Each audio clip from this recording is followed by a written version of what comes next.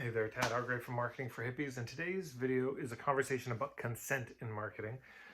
So my mom broke her hip about a month ago, and thank God I happened to be in Edmonton passing through when she got out of the hospital and was able to see her on the last day in the hospital. And what I saw blew my mind. You know, I've heard about these things, but you have to be there live to really appreciate it. So she broke her hip. She's in her 70s now.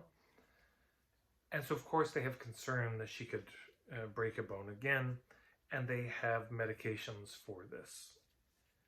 So the nurse came in and checked this out. Check how smooth this operation is. Nurse comes in and says, we have these drugs, and we would like, for you to take it because it could help with, osteoporosis and make sure your bones are strong. And then she did this. Now, what I'm about to lay out in sales terminology, this is called an alternate choice close. Yeah. Alternate choice meaning you're given two choices, and no matter what you choose, you bought, right? There's this pillow, there's this pillow.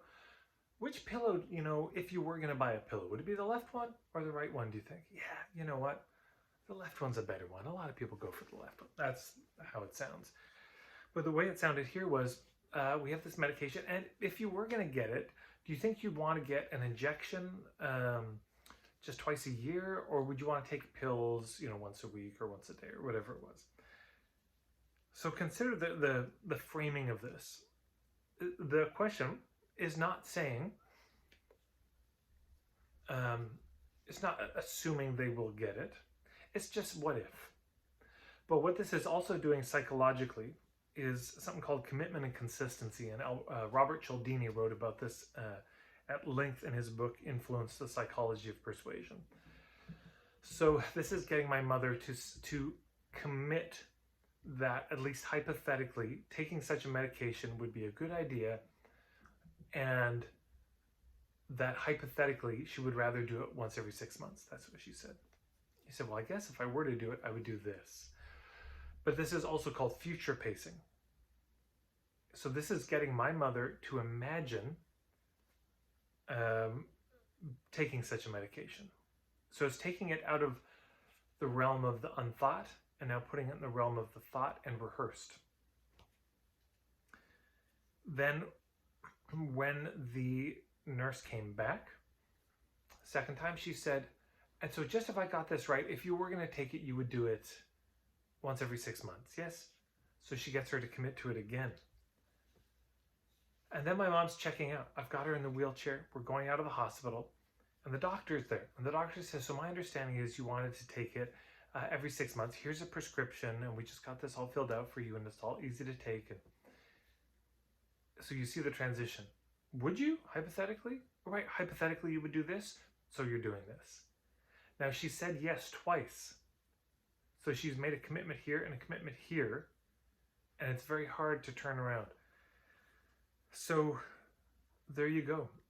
The pharmaceutical salespeople of the best kind. I was appalled because at no point did they ask my mother, would you like this medication? At no point did they give her a choice, actually.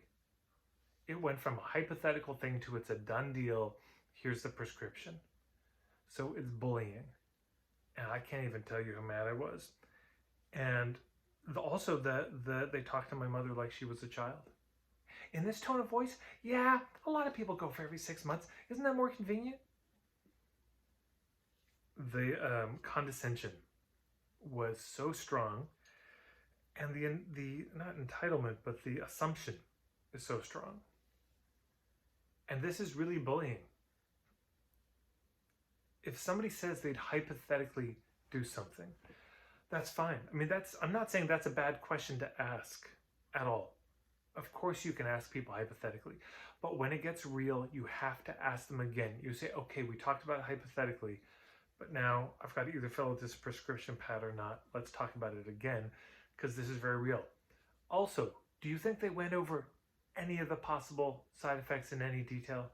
Do you think they sat her down and said, here's some reasons not to take this medication? They did not. What they did say is, well, there are some side effects, but we think it's worth it, given the chance of breaking again. Did they tell her what those were? Did they really sit her down and go over it and say, look, this is a serious thing. This is a medication. It can cause some fairly serious side effects. And it would just be good for you to know in advance. They didn't. This is some of the sketchiest shit.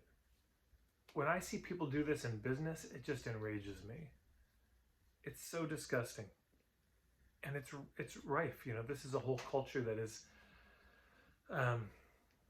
thinks it knows better for other people and likes to make those decisions for them and doesn't like to give people consent of the choices that they make with their own body.